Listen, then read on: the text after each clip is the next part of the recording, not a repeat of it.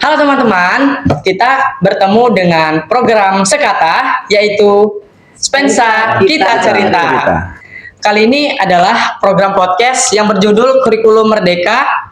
Apakah bisa membuat kita lebih melek literasi? Oke, kali ini kita kedatangan dua narasumber yang sangat spesial. Yang pertama ada Pak Dwi Haryanto selaku Wakil Kurikulum, dan yang kedua ada Mem Julie Fajriaturida selaku Sekretaris Perpustakaan Spensa Harati. Oke. Sebelumnya kita ucapkan banyak-banyak terima kasih ke Bapak sama Mem sudah bersedia sebagai narasumber di podcast kita kali ini. Nah, dengan judul kita Kurikulum Merdeka membuat kita lebih melek literasi nih. Pertanyaan pembuka mungkin ya. Menurut Bapak atau Mem, apa yang dimaksud dengan literasi dalam dunia pendidikan saat ini sih? Literasi itu apa sih kira-kira? Ke Pak Dwi dulu deh. Pak Dwi dulu boleh. Baik, ya. Nggak ada wartawan ya. Ya, terima kasih. Assalamualaikum warahmatullahi wabarakatuh. Waalaikumsalam. Terima kasih anak-anak Bapak yang luar biasa. Pada kesempatan hari ini kita ingin berdiskusi membahas tentang apa yang telah disampaikan tadi di awal, yaitu literasi kaitannya dengan pendidikan ya. Apa tadi temanya tadi? Kurikulum Merdeka membuat kita lebih melek literasi. Ya, ini penting ya.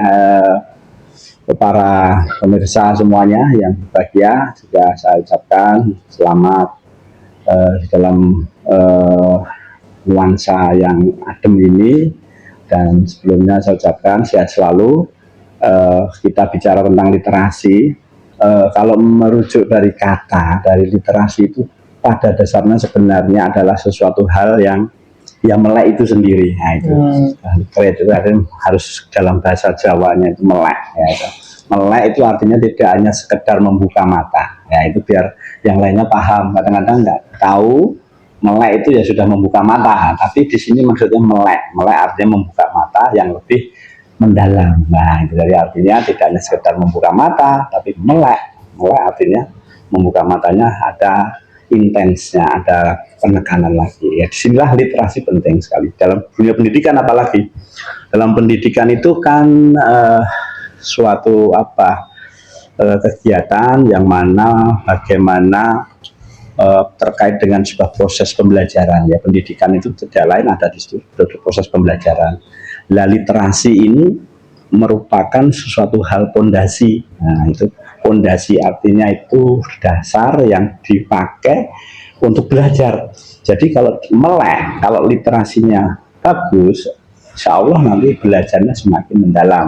Dengan demikian, ya otomatis prestasi dan sebagainya akan berkembang. Tapi nanti akan kita lebih jauh ke dalam, mungkin akan kita bahas berikutnya. Nah, itu gambaran sekilas dulu tentang literasi dalam dunia pendidikan. Ya, itu. Nah, itu menurut Pak Dwi.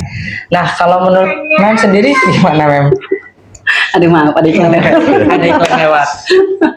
Iya, baik. Terima kasih sebelumnya kesempatan yang sudah diberikan kepada Mem Julie dan Pak Dwi. Terima kasih juga. Jadi saya, Mem Julie di sini mewakili dari tim perpustakaan sebagai basic pergerakan literasi di lingkungan sekolah. Kalau versinya Mem Julie, literasi itu lebih kepada kemampuan untuk memahami atau memperoleh informasi dari sumber-sumber bacaan maupun sumber-sumber tertulis. Jadi pada saat kita membaca, kemudian dari bacaan tersebut kita mampu memilih yang mana informasi penting, yang mana yang bisa kita aplikasikan dalam kehidupan sehari-hari. Nah, itulah kemampuan dari literasi. Tadi Mem setuju banget sama Pak Dwi. Pak Dwi bilang bahwa literasi itu merupakan kemampuan atau fondasi awal bagi kita untuk bisa lebih paham tentang ilmu pengetahuan. Karena pada saat misalnya nih, kita ngebaca buku, terus dari buku itu kita dapat informasi tentang pengetahuan apa, kemudian informasi itu kita pakai nih dalam kehidupan kita sehari-hari. Maka di situ itu secara tidak langsung kita itu sudah berliterasi dan merealisasikan kemampuan literasi kita dalam kehidupan nyata. Nah, jadi versinya Mem seperti itu sih. Jadi kalau misalnya kalian baca tapi kalian belum nemu informasi penting atau belum nemu nilai moralnya atau value-nya dari bacaan, kayaknya meski sering-sering baca deh. Karena kalau literasi itu diharapkan itu kita mendapatkan nilai plus dari apa yang kita baca, baik berupa informasi maupun nilai moral atau pesan moral yang ada pada bacaan yang kita baca. Tidak hanya membaca, kemampuan literasi, tapi juga kemampuannya bisa dituangkan dalam bentuk tulisan dan bisa juga dituangkan lagi dalam bentuk ekspresi melalui presentasi-presentasi pada saat di depan audiens. Nah, seperti itu kemampuan literasi. Karenanya kemampuan literasi itu mutlak perlu dan memang menjadi fondasi dalam pendidikan kita. Keren banget. Bagus banget pendapat dari Mem Julie. Karena yang sering kita dengar literasi itu hanya tentang membaca gitu. Cuman sekadar baca buku atau baca buku ilmiah yang bikin pusing gitu. Dan ternyata literasi itu bukan sekedar itu, tapi tentang kita memahami makna dari setiap kata. Dan kita dapat mengimplementasikan hal tersebut ke kehidupan sehari-hari. Dan seperti yang Pak Dwi bilang juga sebagai fondasi kita dalam pendidikan. Oke. Nah, selanjutnya tadi kan kita udah bincang-bincang sedikit nih tentang literasi. Nah, sekarang penasaran deh tentang kurikulum. Nah, sebelumnya kan kita sudah menggunakan kurikulum Merdeka, ya Pak. Tentang kurikulum Merdeka itu sebenarnya kurikulum Merdeka itu apa sih, Pak?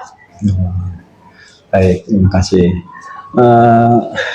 Kalau kurikulum itu sebenarnya kan seperangkat yang berisi tujuan, isi, kemudian berbagai komponen dalam melakukan proses pembelajaran, yaitu jika kurikulum tentang pembelajaran karena di sini dunia pendidikan.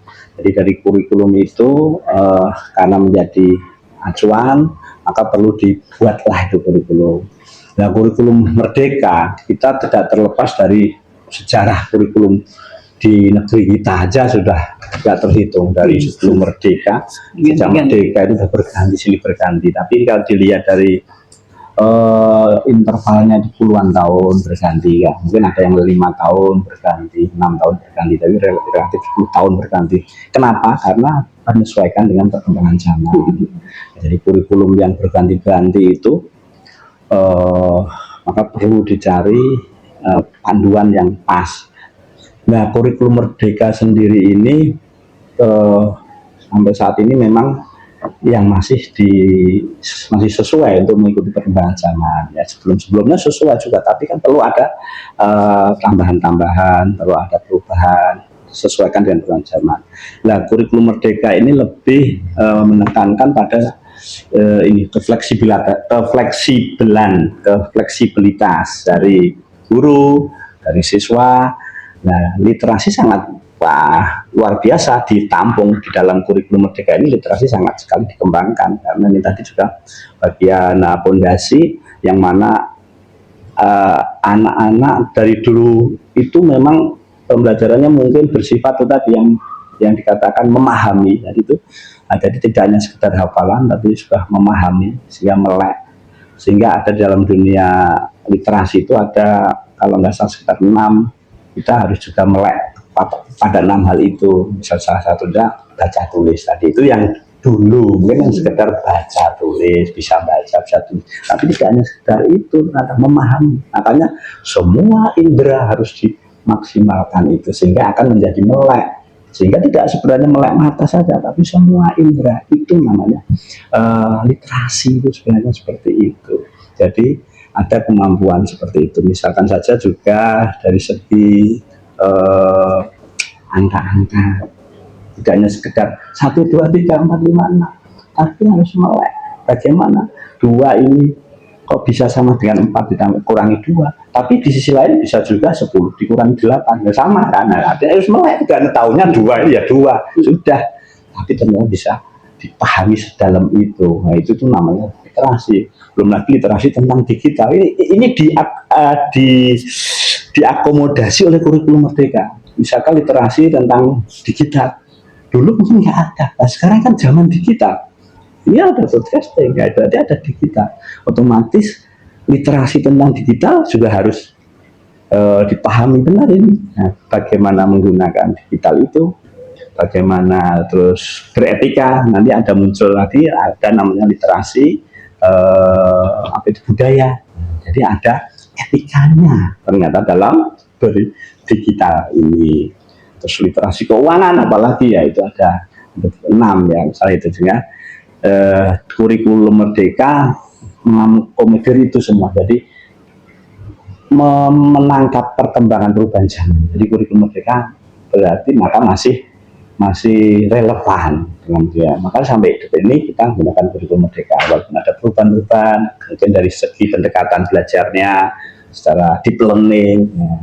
Kalau dulu mungkin pendekatan pembelajarannya yang penting tulis terus, ayo anak-anak nyatet aja. Nggak ada kegiatan anak-anak mencoba buat podcasting. Ya, itu kan bagian dari perkembangan zaman, ini diakomodir oleh kurikulum merdeka.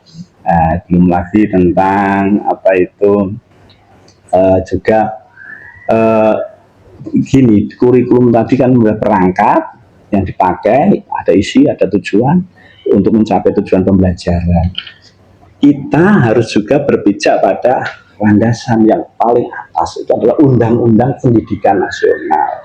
Ada Undang-Undang Pendidikan Nasional dan punyanya negeri kita yang harus diimplementasikan dalam kehidupan real seperti ini. Ya, apa isi dari undang-undang itu? Menciptakan manusia, bangsa ini diciptakan atau di bangsa agar menjadi insan yang beriman dan cerdas. Bisa nanti dilihat di dalam undang-undang sistem nasional kita berisi itu bagaimana menelurkan, menciptakan generasi yang beriman dan cerdas.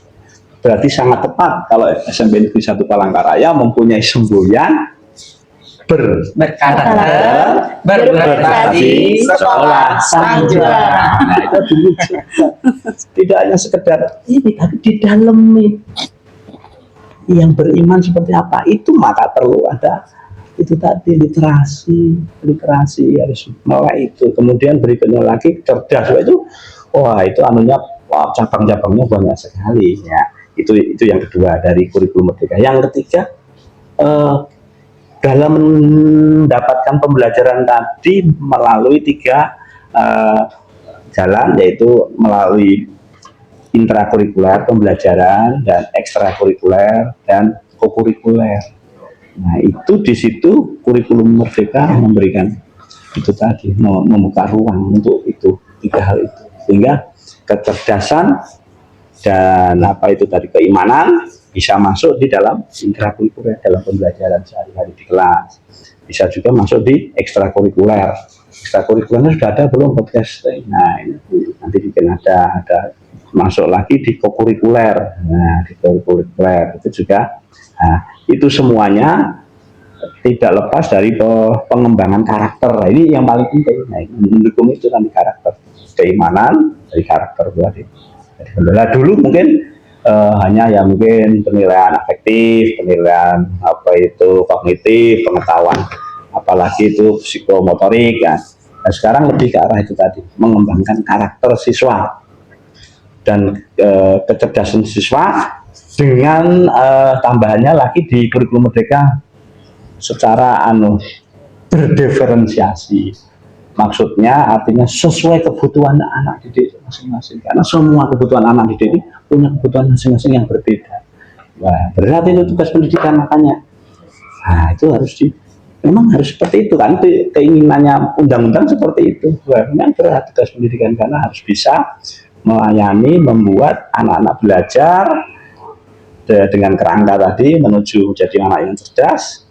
Cerdas itu macamnya luar biasa, ya kan? Buat cerdasannya macam-macam, tidak hanya secara kognitif ya, berbagai macam, dan punya karakter tadi. Nah, punya karakter itu tadi, dan kebutuhan itu harus dilayani. Itulah diferensiasinya. Itu kelebihan dari kurikulum merdeka. Nah, sampai saat ini masih, mudah-mudahan terus berlanjut. Jika ada perubahan-perubahan, tentunya hanya tambahan-tambahan untuk penyempurnaan.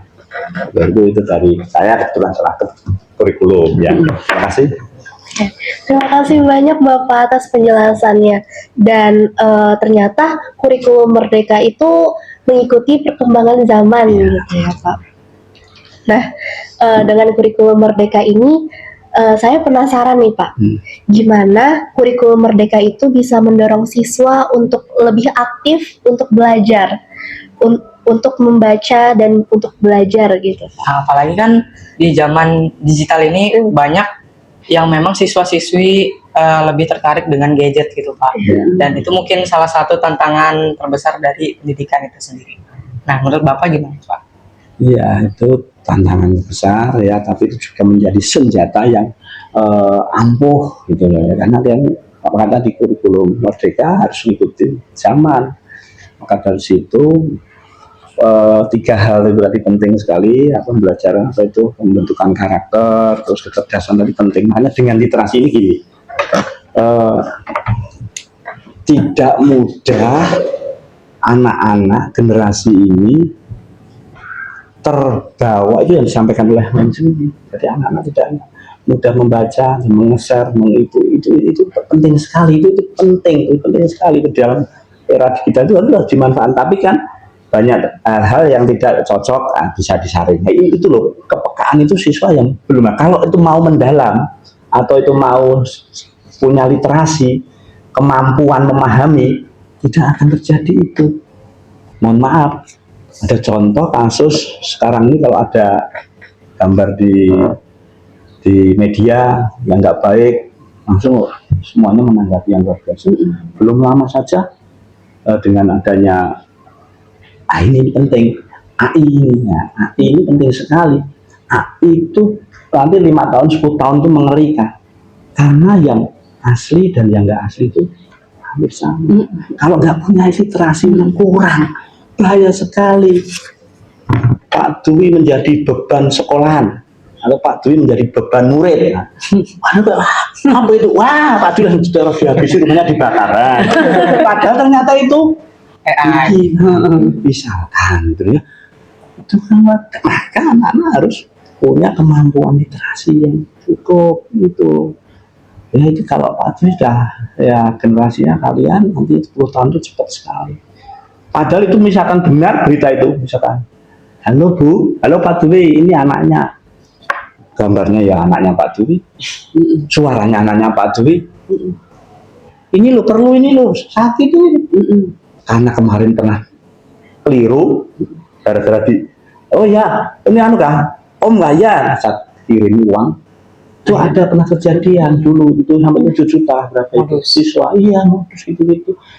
Suaranya sama, diikutin. Nah, pas beneran malah dicuekin kan kemarin padahal bener. Sehingga membedakan yang asli dengan ini itu susah karena di zaman ini kan ini berkembang kan naik, berkembang kan. Sekarang kan masih ketahuan kan, oh mirip-mirip. Ya ke depan 10 tahun kan bisa persis. 10 tahun pun teknologi maju itu harus punya kemampuan literasi, tahu kode-kodenya. Oh kalau ini ada kode di sini walaupun sama tapi ada kode ini ya kan, sehingga tahu kan ini lain, dan perlu juga kehati-hatian, nggak tergesa-gesa juga. Kadang-kadang itu perlu, makanya itu karakter tadi. Nah, untuk yang menuntun dari karakter, kalau karakternya gusa-gusu cepat-cepat ya akhirnya, nah itu penting. Itu hanya literasi dalam dunia pendidikan seperti itu. Nah, kurikulum Merdeka cocok dan terkait dengan apa tadi digitalisasi ya tadi harus dipakai, harus digunakan karena ini kurikulum itu ingin proses pembelajarannya ini ya kan, ingin pada tujuan. Kurikulum kan ingin mengharapkan tujuan.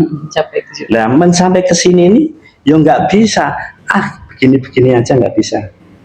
Disinilah ada ruang jalan menuju situ. Nah, siapa? Ya teknologi lah yang dimosot terus ya ditinggalkan. Yang bisa apa? Aku yang penting bisa sana. Ya iya kita sana, tapi kan harus ada teknologinya semakin cepat. Makanya tetap dipakai digitalisasi harus teknologi itu. Teknologi kan menjadi alat.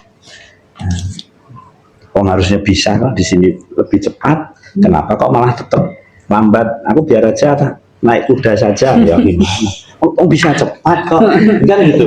Kan ada alat yang bisa cepat kok masih gitu. Ya, jadi nggak bisa lah ya itu. Karena ini bicara tentang apa ya, ini yang bersifat apa ini, apa yang sifatnya apa ya memang material. Namanya material ya harus seperti itu. Nah, makanya yang penting ada karakter tadi yang akan mengaturnya gitu. Akhirnya cepat tapi sesuai teknologi, digital sesuai teknologi, tapi bisa menyaringnya tadi. Intinya itu ya. Itu dari waktu itu silahkan. Ternyata literasi itu emang penting banget itu ya Pak, penting banget. Kalau kita misal nggak bisa berliterasi, dampaknya ternyata ngeri banget ya Pak. Ya. Kita mungkin tertinggal jauh sekali Iya, dengan teknologi dan dimanfaatkan oleh teknologi itu sendiri. Oke. Berarti kurikulum Merdeka ini bisa membantu meningkatkan kemampuan literasi siswa gitu ya Pak. Iya, itu maksudnya menjadi jalannya, acuannya bisa ya sebagai acuannya untuk meningkatkan literasi siswa. Karena kan sudah dibukain tadi sebagai cara tadi, ya, dengan strateginya kan itu. Ya. Oke, terus, nah tadi kan kita sudah ngomongin panjang lebar nih tentang kurikulum dan apa hubungannya dengan literasi. Nah sekarang saya penasaran banget nih, di perpustakaan kan sumbernya literasi, banyak buku-buku bacaan di sini, banyak sumber literasi yang bisa kita baca di sini, banyak pengetahuan juga di sini. Kira-kira di perpustakaan ini ada nggak sih kayak suatu program gitu yang dilakukan biar minat bacanya siswa ini bisa terus naik gitu Mas? Ya, kita nyambung supaya omongannya ini ngeklik gitu sama Pak Dwi. Kalau Pak Dwi tadi bilang bahwa kemampuan literasi tadi kemudian berkenaan dengan kurikulum, bahwa kurikulum Merdeka itu mengakomodir semua hal yang berkenaan dengan pengembangan karakter. Nah, begitu juga dengan literasi pun arahnya ke sana sebenarnya. Nah, kalau misalnya kita bicara tentang kemajuan teknologi saat ini, di mana kita tidak bisa memungkiri bahwa semakin canggih teknologi, semakin deraslah informasi yang masuk kepada kita. Dan di situ pun juga kita memerlukan kecerdasan untuk memilah mana yang informasi yang benar-benar fakta, Pak Dwi ya, yang memang benar-benar real, mana yang berupa hoax. Nah, itu disebut kecerdasan literasi digital. Nah, kalau di perpustakaan Spensa Harati ini kebetulan ada beberapa program yang sebelumnya juga sudah kami laksanakan untuk memotivasi siswa agar minat bacanya itu mengalami kemajuan atau peningkatan. Karena seperti yang kita tahu bersama bahwa anak-anak saat ini kan lebih cenderung megang gadget nih daripada buku teks gitu. Cuman tidak bisa juga kita menyalahkan kemajuan teknologi. Yang bisa kita lakukan saat ini adalah mendampingi antara penggunaan teknologi, menggunakannya secara bijak, kemudian tidak meninggalkan juga buku-buku teks. Artinya antara buku teks dengan kemajuan teknologi, dengan gadget yang kita pegang, itu kita bisa berjalan bersamaan. Karena biar bagaimanapun proses membaca itu, kalau yang pernah membaca ya, memang baca juga. Kalau kami zaman dulu ya Pak Dwi ya, hiburannya itu cuma buku. Kalau ada waktu luang, nungguin angkot, kita baca buku. Kemudian nunggu antrian jajanan di kantin, kita baca tulisan-tulisan, snack apa yang ada di snack, misalnya di poster-poster itu yang kita baca. Kalau sekarang kan kalian pegangnya gadget. Nah, itu bedanya.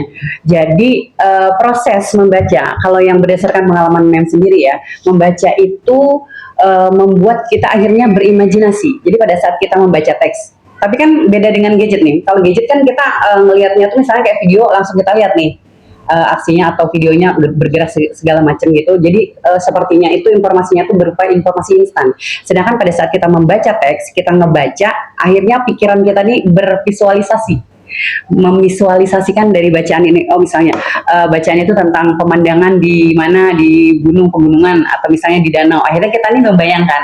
Nah sebenarnya secara tidak langsung itu menstimulasi otak kita untuk lebih berpikir secara kritis. Nah disitulah nilai plusnya dari membaca buku paket atau membaca buku cetak maksudnya, daripada yang di gadget. Kalau misalnya gadget itu informasinya udah jadi, ini udah matang.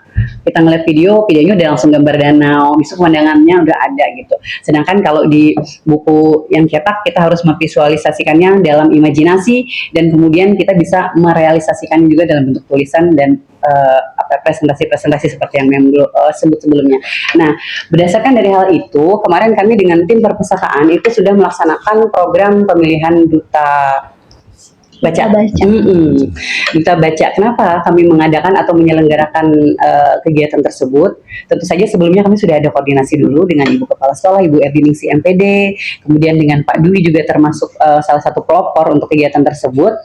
Karena menurut kami seperti yang saat ini kita ketahui bersama bahwa minat baca anak-anak untuk membaca buku teks itu cenderung ke arah penurunan. Nah, supaya ada kembali lagi minat baca anak-anak ini untuk membaca, itu bagaimana caranya? Kami mengadakan pemilihan duta baca, di mana duta baca ini kami minta atau kami harapkan anak-anak yang berkompetisi pada lomba-lomba itu memiliki kemampuan yang pertama mengambil informasi penting dari bacaan atau sumber-sumber yang memang bisa dipertanggungjawabkan. Kedua, informasi yang diambil, diolah, dikelola, kemudian bisa diinformasikan kembali kepada khalayak ramai melalui proses presentasi pada saat itu di depan audiens. Nah, kemudian bagaimana juga dia bisa mempertahankan argumen atau misalnya mempertahankan pendapat berdasarkan sumber-sumber yang memang bisa dipertanggungjawabkan. Nah, jadi kemarin itu pesertanya ada sekitar berapa, 17 orang kalau nggak salah itu. Dan itu kita pilih dari perwakilan dari tiap-tiap kelas. Dari setiap kelas itu ada dua orang, kemudian dikompetisikan di depan audiens, di depan teman-teman semua. Kenapa harus di depan audiens atau di depan seluruh siswa? Agar menjadi motivasi bahwa ini bagian dari kita. Sebenarnya kita juga bisa untuk maju ke depan, untuk memberikan materi atau menjelaskan di depan khalayak asal dulu nih, rajin membaca. Karena setelah membaca, inputnya ada, kemudian kita bisa memberikan outputnya keluar, bisa menjelaskan secara gamblang, bisa menjelaskan lebih nyaman, dan orang juga memahami apa yang kita jelaskan. Nah, itu sih salah satu kegiatan dari perpustakaan yang diadakan untuk meningkatkan minat baca teman-teman di SMP Negeri 1 Palangkaraya. Wah, keren banget nih, ternyata literasi itu penting banget gitu. Penting banget, dan dalam keseharian itu Pak Dwi sebenarnya ada. Iya, dan sebenarnya kita tuh merasakan itu tuh dampaknya tuh dalam keseharian. Iya, dan literasi itu juga melatih kita untuk berpikir positif, berpikir positif dan juga berpikir kritis. Itu dia. Jadi nggak asal ngomong, ya kan, nggak asal nulis, dan jempol pun nggak asal mencet-mencet atau nge-share tulisan-tulisan yang tidak bisa dipertanggungjawabkan. Nah, itulah gunanya cerdas, literasi, dan digitalisasi. Dan literasi itu ada dua gitu. Dari sini ada literasi dengan membaca buku dan ada literasi digital. Dan dua hal itu ternyata berbeda. Dan yang dari dijelaskan Mem Julie tadi, kita tahu bahwa sekarang adalah zaman digitalisasi, yang dimana kita dapat dengan mudah gitu untuk menemukan informasi dari berbagai sumber, kayak banyak di internet, di Google mungkin. Dan dengan itu kita bisa mudah gitu untuk mendapatkan informasi, dan kalau misalnya kita mau apa aja tuh pasti ada gitu. Dan kalau misalkan dari buku nih, kita misalnya baca cerita tentang pegunungan. Jadi di cerita itu misalnya penulis bilang gunungnya sejuk, gunungnya indah. Jadi kita bisa dapat untuk membayangkan itu gitu. Jadi kita bisa berimajinasi. Nah, itu penting banget sih untuk kita. Dan dispensa juga ada duta baca ya, Bang. Ya, dan duta baca itu juga sangat memotivasi untuk siswa-siswi di SMP Negeri 1 untuk rajin membaca dan kepengen gitu menjadi duta baca, kayak kedengarannya keren gitu. Jadi kayak memotivasi juga. Mudah-mudahan nanti kedepannya jumlah pesertanya itu meningkat, kemudian minat baca anak-anak di SMP Negeri 1 itu semakin kuat lagi. Harapan kami ya Pak Dwi ya. Nah, jadi itu dia apa sih hubungan kurikulum dan literasi di dalam kehidupan sehari-hari. Nah, kita kan dari tadi ngomongin tentang literasi, kurikulum. Kira-kira pastinya ada nggak sih tantangan terbesar atau tantangan dalam menaikkan angka literasi.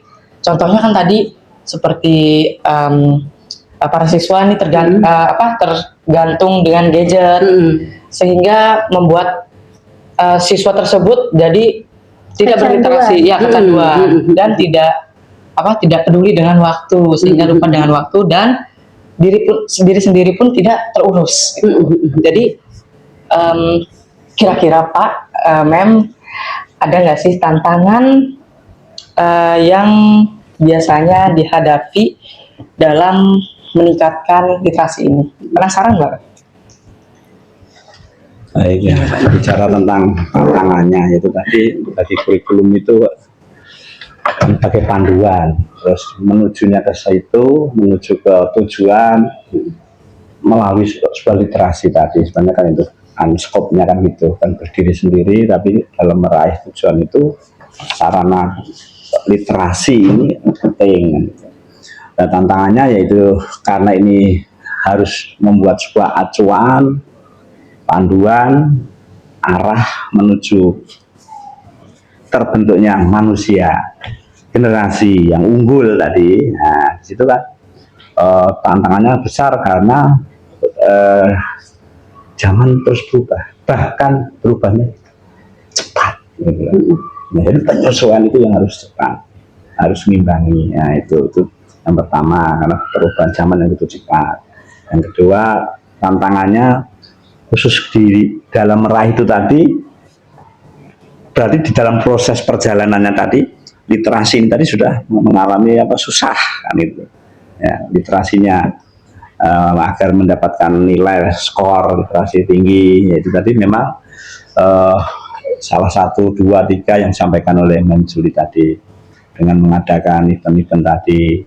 Terus perpustakaan juga benar-benar menjadikan sebuah tempat yang untuk berliterasi anak-anak yang menyenangkan. Itu prinsipnya kan itu. Kemudian juga proses pembelajaran tadi kan adanya tidak hanya di kelas, maka harus juga dimulai di luar-luar pun juga demikian. Makanya tidak hanya sudah di kelas, tapi di lingkungan luar pun juga harus digalakkan, diseringkan mungkin. Itu kan bagian dari literasi. Makanya memang literasi tadi seperti yang disampaikan oleh MC, bahwa itu juga bagian fondasi untuk berpikir kritis itu, yaitu namanya literasi itu akan ujung-ujungnya berpikirnya kritis. Kalau kritis artinya menjadi inovatif, nanti muncul inovasi, muncul kreatif dan sebagainya. Itu tadi mau berbagai kecerdasan itu tadi muncul maksimal.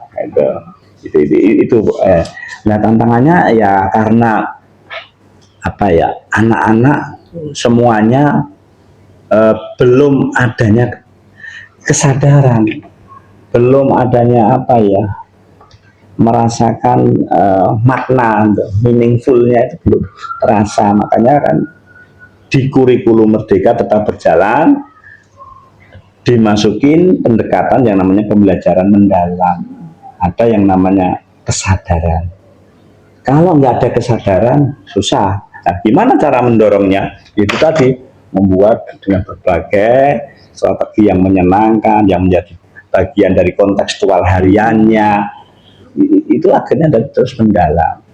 Nah, dengan mendalam, kalau sudah mendalam, otomatis literasi itu berjalan, skornya akan naik. Karena mengetahui manfaat itu dalam kehidupan individu itu, kehidupan individu itu, dan setiap ini mempunyai kebutuhan masing-masing, dan semuanya tidak harus sama, kebutuhannya masing-masing. Nah, tapi itu dipelajari secara mendalam masing-masing itu, sehingga akan literasinya otomatis itu dengan sendirinya. Apalagi contoh misalkan, nah ini memang mohon maaf, ini bicara tadi kerangkanya besar, kebijakan juga, karena kan agar gimana ya, membuat anak-anak ini misalkan makanya sekarang ada pembatasan pemanfaatan HP, tapi kan hanya sekedar pembatasannya harus yang benar-benar terlegitimasi.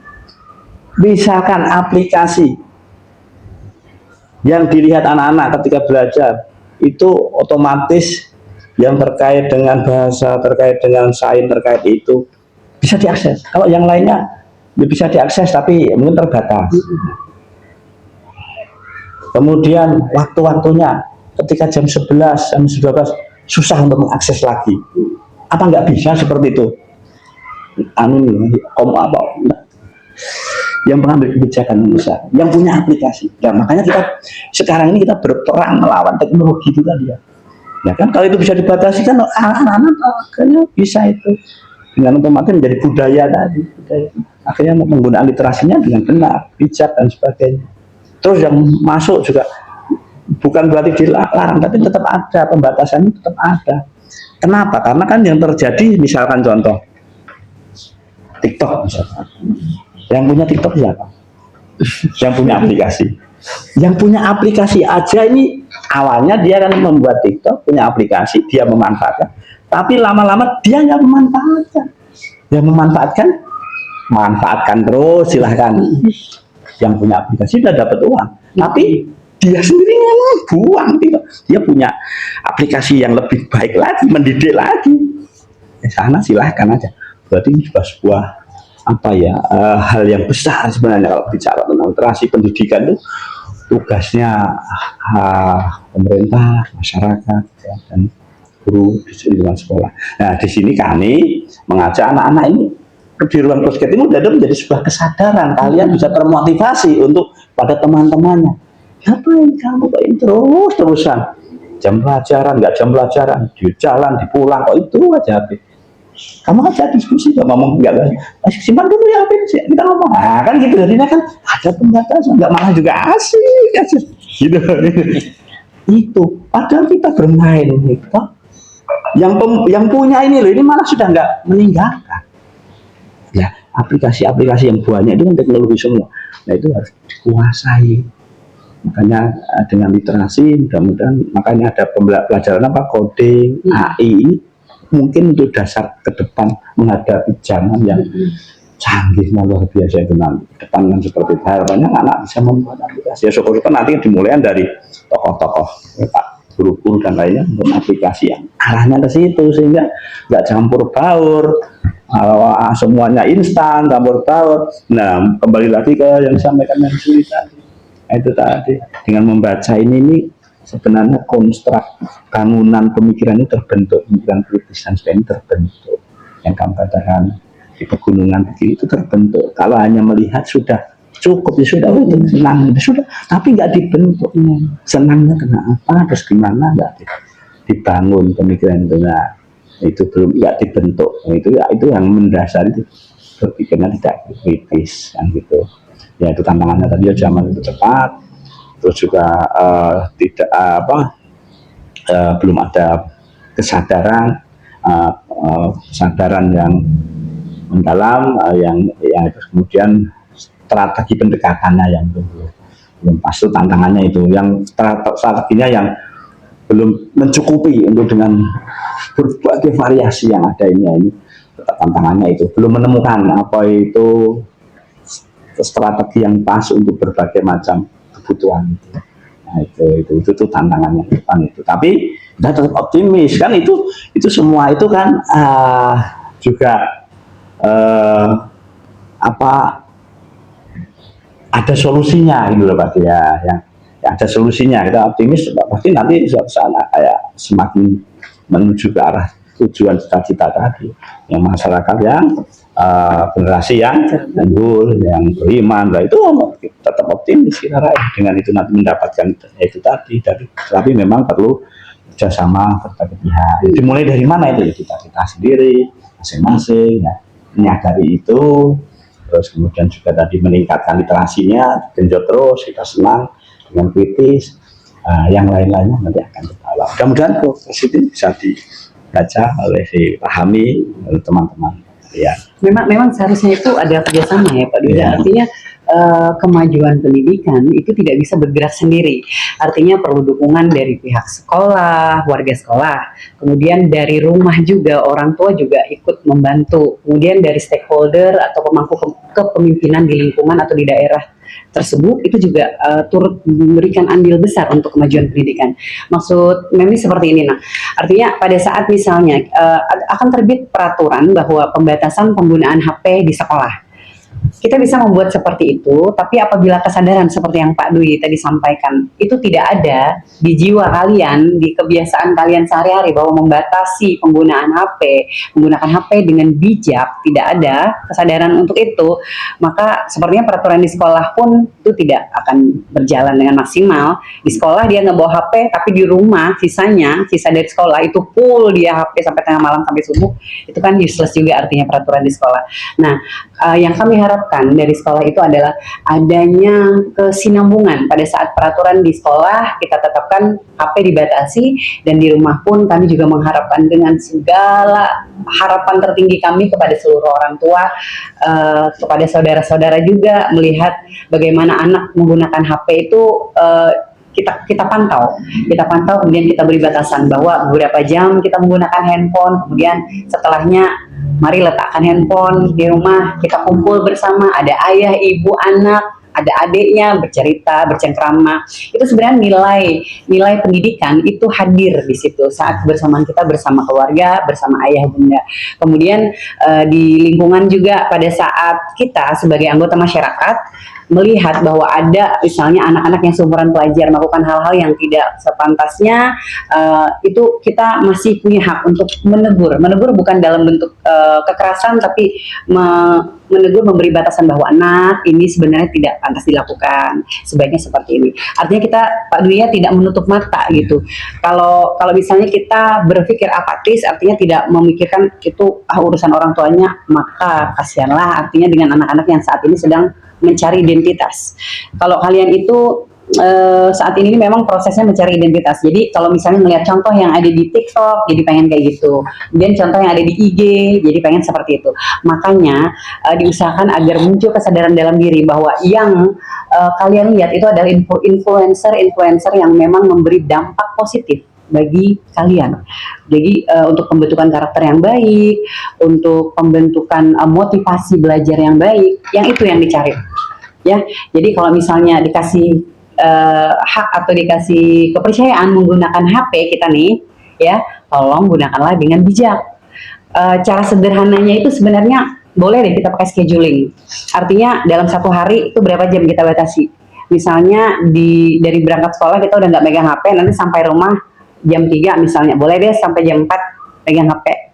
Nanti setelah itu sore giliran untuk mengurus diri sendiri, mandi, kebersihan diri. Itu edukasi juga ya Pak Dwi ya, mengembangkan karakter kepribadian juga. Kemudian hubungannya lagi kalau sudah maghrib, kalau yang muslim ibadah kan sholat maghrib, yang Kristen biasanya ada ibadah juga kan, doa misalnya apa. Nah jadi HP letakkan dulu. Tapi itu sebenarnya bagusnya dikerjakan bersama keluarga. Tapi pun kalau tidak, ada juga kesadaran ya dari kalian, dari kita masing-masing bahwa ini sudah batasnya untuk meletakkan dulu HP, kemudian lebih baik lagi untuk mengembangkan potensi diri, bisa belajar, atau misalnya membaca-baca buku, saya membaca buku, melihat video-video yang memang memberi dampak positif gitu maksudnya. Nah jadi kendala itu memang selalu ada dalam setiap aktivitas kita sehari-hari, dan setiap program itu merupakan tantangan yang bukan untuk dihindari, tapi untuk dicari solusi bagaimana kendala itu bisa menjadi bentuk dukungan dalam program-program yang kita rencanakan atau planning-planning ke depan yang sudah kita harapkan. Jadi seperti itu, enak ya? Ya, itu tambahan. Berdasarkan penelitian saja juga menggunakan HP kita ini juga Lebih tinggi ya, sangat tinggi Pak, sangat tinggi. Artinya, yang memproduksi HP, yang yang maju, yang punya lah, itu nggak sampai segitu, kita mah tertinggi itu. Jadi ketahuan kita hanya sekedar. Jadi kita ini konsumen aja yang konsumen hanya mengkonsumsi informasi itu tanpa diolah. Kemudian akhirnya ya tidak jadi apa-apa. Sama seperti gini Pak Dwi, saya sering ngomong juga sama anak-anak itu, perumpamannya seperti ini. Kita melihat keberhasilan orang, kita melihat orang ini bisa berlari begitu jauh, sedangkan kita diam, duduk di tempat. karena kita asik nih scroll HP. Tapi kalau HP itu kita simpan, kemudian kita bergerak, kita bisa maju ke depan. Nah itu perbandingan itu seperti itu. Kalau misalnya kita duduk, kita ngeliat orang yang maju, misalnya apa segala macam itu, ya bagus. Tapi orang itu dengan pergerakannya, mereka terus melaju ke depan, sedangkan kita tetap duduk di tempat. Nah itu gunanya kebijakan mengatur waktu, kapan HP ini bisa dipakai, kapan off dulu deh. Itu memang harus ada tekad kuat ya Pak Dwi ya, ada kemauan. Kuncinya itu sebenarnya kemauan juga dan dukungan dari keluarga juga ya. Pernah dengar berita terakhir bahwa yang anaknya yang punya perusahaan Samsung, keponakannya ya atau anaknya kalau nggak salah, itu dia mengabaikan HP-nya selama 3 tahun untuk bisa masuk ke universitas ternama di Korea Selatan. Jadi dia memang nggak megang HP sama sekali untuk fokus saja belajar, dan akhirnya memang tembus. Karena di Korea Selatan itu kan universitasnya lumayan ya, seleksinya udah ketat banget. Jadi yang masuk ke situ memang ya unggul. Katanya yang punya Samsung malah enggak. Iya. Jadi akhirnya dia sendiri malah akhirnya ya udah disimpan dulu deh 3 tahun biar fokus belajar nih untuk nyiapin masa depan gitu. Masuk Samsung bapaknya perannya ya, keluarganya. Nah, diharapkan tuh kalian tuh kayak gitu juga. Yang empunya aja kayak gitu kan, pemikirannya. Harus punya tekad untuk mengatur dia batasan dengan boleh kita pakai HP ya Pak Dwi ya, boleh, cuman ya diatur waktunya gitu. Bener banget sih Mem, soalnya kayak di era yang modern kayak sekarang tuh kan banyak banget nih aplikasi-aplikasi kayak game, TikTok. Iya, dan kalian itu biasanya sering terdistraksi dengan itu gitu. Iya. Sebenarnya ada notif gitu. Nah, tahu-taunya udah 2 jam aja tuh ngeliat scroll gitu. Iya, Asalnya lagi belajar ada notif dari Instagram. Iya. Wow. Nah, boleh deh di silent atau notifnya tuh di off kan aja. Jadi kalau misalnya lagi belajar ya udah pura-puranya tuh kayak nggak ada apa-apa gitu. Padahal biar dijibun itu notif. Tapi kalau misalnya sudah memang fokus belajar, ya usahakan fokus dulu gitu. Karena kalau bukan kalian siapa lagi kan? Kita nggak bisa mengharap influencer itu ngedukung masa depan kalian kan? Kecuali kita melihat hal-hal positif dan itu kita bawa dalam keseharian untuk memotivasi kita bergerak tadi gitu. Cuman kita duduk mandek, oh iyalah kayak gini, tapi kita nggak bergerak, ya sama aja kan? Duduk aja jalan di tempat. Orang sudah sampai bulan, kita masih di sini gitu. Kan sayang banget waktunya. Itu deh. Dan yang saya sadari nih Mem, kan tadi ada ngomong soal schedule gitu. Itu ternyata penting banget ya. Sangat penting. Kalau bisa pagi itu kalian sebelum berangkat tuh atau malam lah di schedule. Jadi ada daily schedule, misalnya besok itu kalian planningnya apa, harus ada target. Ini Mem nih belajarnya juga dari Pak Dwi sama Pak A sama Bu Erdi. Mem, kalau apa-apa itu harus ditarget, kata Bu Erdi. Harus bikin target Mem, jangan cuma segitu-gitu aja. Memang kalau dari dulu Mem tuh memang paling suka tuh nulis. Jadi ada agenda harian, ada apa. Nah, jadi pada saat kalian itu punya schedule, kalian itu sudah terbentuk atau tersetting bahwa oh besok itu planning kalian A, B, C, D. Nanti kalau misalnya kita ada planning seperti itu, kita terarah. Jadi melakukan aktivitas itu kita terarah, misalnya pada sampai sore hari kita evaluasi apakah yang kita jadikan rencana atau planning tadi terrealisasi atau enggak. Kalau enggak terrealisasi, kira-kira apa kendalanya, kemudian dicari solusinya. Nah gitu, itu gunanya scheduling. Ya benar banget Mem. Dan saya juga pernah nyoba buat schedule kayak gitu Mem. Dan itu menurut saya dampaknya sangat positif gitu Mem. Supaya kayak sehari-hari itu bisa lebih produktif. Iya betul. Iya, dan kayak tahu gitu harus ngapain, nggak yang nggak gabut gitu ya kan, kadang gabut Mem katanya, taunya nyoret-nyoret dinding. Apa sama gue? Kalau gabutnya tuh ke arah positif aja kali, makanya itu gunanya tadi scheduling. Iya, dan untuk teman-teman nih kalau bisa buat schedule juga supaya sehari-harinya tuh lebih produktif gitu dan gak gabut, gak kebanyakan scrolling. Bahkan yang punya perusahaan Samsung aja itu siapanya keponakannya kalau nggak salah kemarin tuh. Keponakannya aja sudah main HP 3 tahun. Iya. Lama sekali itu. Itu Mem tahunya itu dari berita. Jadi Mem nonton berita dan itu ada informasi itu di berita. Nah loh, berarti ini kan beritanya tuh nggak hoax gitu, memang bisa dipertanggungjawabkan dan memang terbukti dia lulus waktu itu, seleksinya itu dia lulus, nilainya mencukupi. Ya benar. Dan ternyata dengan kita berhenti main HP dan kita melakukan hal yang positif kayak kita belajar, ngejar target, itu bakal ngasih dampak yang sangat baik juga gitu untuk diri kita sendiri. Dan dengan HP sebenarnya nggak apa-apa ya main HP itu tuh. Apa boleh? Ya itu hal yang wajar dan Malah sebenarnya bagus kalau misalnya itu digunakan dalam konteks positif. Misalnya menonton video-video tutorial, misalnya nonton vlog-vlog yang bisa memotivasi untuk belajar. Kayak belajar bahasa Inggris ya Pak Dwi ya. Belajar bahasa Inggris sebenarnya medianya banyak banget saat ini. Cuman itu satu tadi kuncinya, mau atau enggak kita tuh. tergantung niat. Tergantung niatnya. Di mana ada niat, di situ ada jalan. Seperti pepatah yang dulu pernah kita dengar ya Pak Dwi ya. Mana ada niat, di situ ada jalannya gitu. Dan ini semuanya juga kita bisa terlaksana ini kita lepas dari teknologi. Teknologi HP itu ya bagian dari teknologi kan, alat kan, harus digunakan dengan benar gitu. Itu fungsinya cuma itu. Nah, ini teman-teman yang mungkin suka nerapin sistem SKS gitu kan, sistem kebut semalam, bisa diubah kebiasaan SKS itu dibuat schedule biar kegiatan-kegiatan kalian lebih terarah dan seperti kata seperti kata Novika tadi bisa lebih produktif lagi. Iya betul, lebih terorganisir kan? Ya, terorganisir. Oke. Nah, sebagai pertanyaan terakhir dan penutup podcast episode hari ini, kami mau minta pesan singkat dari Mem atau Bapak biar siswa lebih termotivasi dan semangat dalam membaca. Satu pesan singkat. Ya, Mas. Ayo Pak Dwi. Mem itu sudah sering menyampaikan ya, biasanya kalau masuk ke kelas bahwa masa depan itu dimulai dari saat ini, maka yang perlu kita lakukan itu adalah bergerak, bukan dia menunggu, tapi menjemput masa depan itu dengan membaca. Bisa menggunakan buku cetak ataupun buku elektronik. Semakin banyak membaca, semakin banyak juga ilmu pengetahuan yang kalian kuasai, dan itu adalah jendela dunia untuk menuju kesuksesan. Itu sih versi Mem. Kalau versi Pak Dwi? Ya memang kesannya sudah nggak relevan ya, kesannya kan buku menjadi jendela dunia karena sudah gara-gara ini tadi. Nah, sehingga kan tidak selalu di buku, apalagi buku sekarang sudah elektronik semuanya.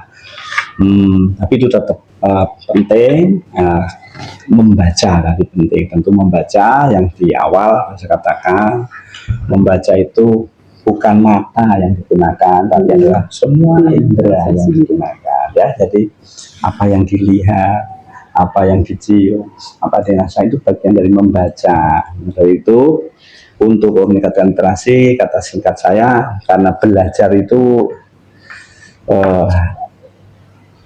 karena sepanjang hayat, maka membaca ya harusnya membaca itu sepanjang hayat. Nah, karena dalam membaca itu